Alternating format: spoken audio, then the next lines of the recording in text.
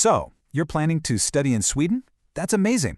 Now, I know the whole visa process can seem, well, a little intimidating, but it really doesn't have to be. We're about to break down every single step for getting your Swedish student permit, all the way from your university application right through to your first week in Stockholm. Ready? Let's get into it. I mean, if you're dreaming of studying in a country that's famous for innovation, sustainability, and world-class universities, then yeah, Sweden is probably right at the top of your list. And honestly, who can blame you? So let's talk about how to make that dream a reality. Here's how we're going to map out your journey today. First, we'll talk about why Sweden is such an awesome choice. We're calling it the Swedish Dream. Then we'll get into the university application, the super important funding and documents part, the visa application itself, and finally, the really fun part, what life is actually like once you get there. Okay, first up, the Swedish Dream. Before we get into all the nitty-gritty details of applications and paperwork, let's just take a moment to talk about why all of this effort is absolutely 100% worth it. So what makes Sweden stand out from the crowd? Of course, you've got top-tier universities, and it's the home of global giants like Spotify and IKEA. But here's the real game changer for so many Indian students. You get unlimited work rights while you study. That is huge. Unlike a lot of other countries that put a cap on your work hours, Sweden lets you work as much as you need to. Plus, your permit is basically a gateway to the rest of Europe, and almost all the programs are taught in English, which just makes everything so much easier. Now, a quick but super important point.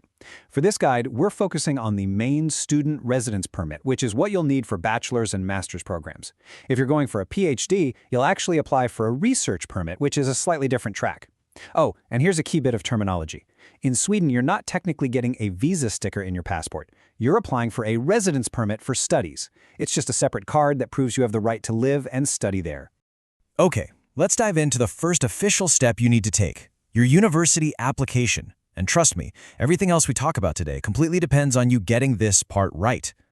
One of the best things about applying to Sweden is that everything goes through one central website, universityadmissions.se.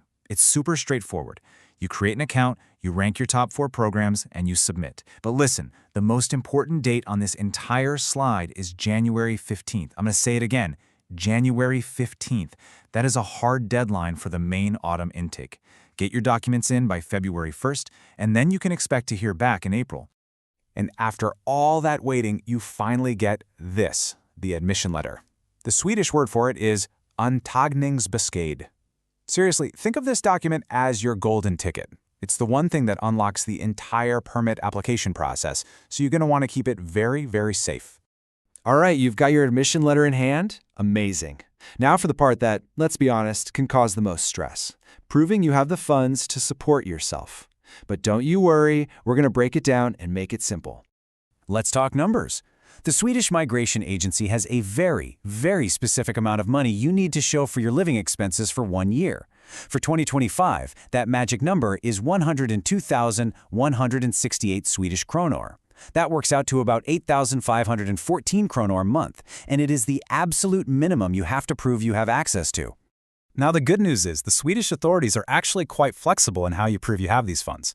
You can use your own bank statements, an official letter for a scholarship or an education loan, or even get a sponsor.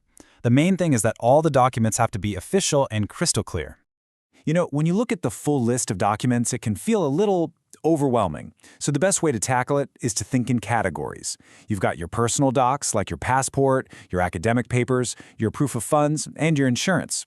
A great tip is to just create a separate folder for each category to keep everything organized. Okay, you've got your admission, your documents are all ready to go. Guess what? You are in the home stretch. Let's walk through the actual residence permit application and get you across that finish line.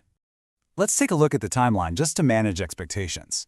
You really want to start putting together your financial proof like 4 to 6 months before you even apply to the university.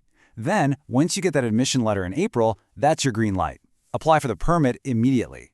After you give your biometrics, the wait time can be anywhere from 1 to 4 months, which is exactly why it's so critical to apply the second you get that letter.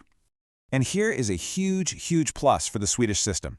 It is almost entirely online. You just go to the migration agency's website, that's migrationsverket.se, create an account, fill out the form, upload all your documents as PDFs, and pay the fee.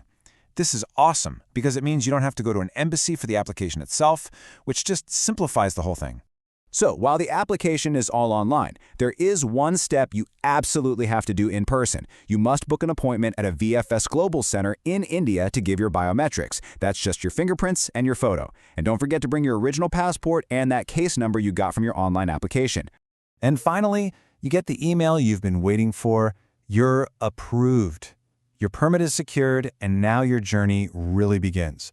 So let's talk about a few key things you'll need to sort out as soon as you land in Sweden. First things first, I need you to remember this word, person number. This is your Swedish personal identity number, and it is the master key to, well, to everything in Swedish society. I'm talking banking, healthcare, student discounts, you name it. Your absolute #1 priority when you land is to go straight to the Swedish tax agency, or Skatteverket, and get yourself registered for this number. So how far does all that money actually go? Let's look at a pretty typical student budget. If you're in a dorm, accommodation might be around 3,500 krona, food another 2,000, and then transport and other costs a bit more. That lands you right in that 7,000 to 8,000 krona range per month. And you'll notice that's pretty close to the official 8,514 krona figure the government requires you to show. So their math actually makes a lot of sense.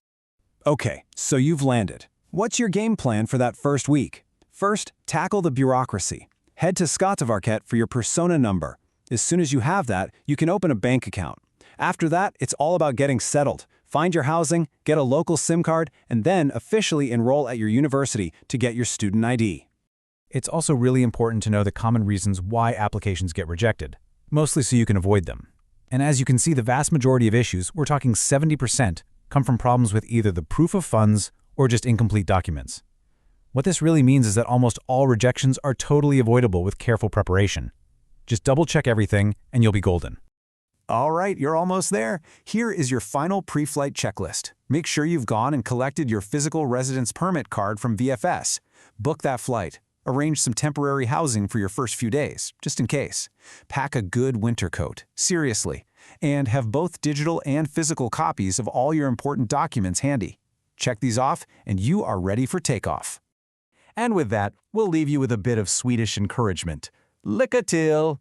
It just means good luck. Your incredible Swedish adventure is about to begin, and we really hope this guide has made that path feel clear and, most of all, exciting for you.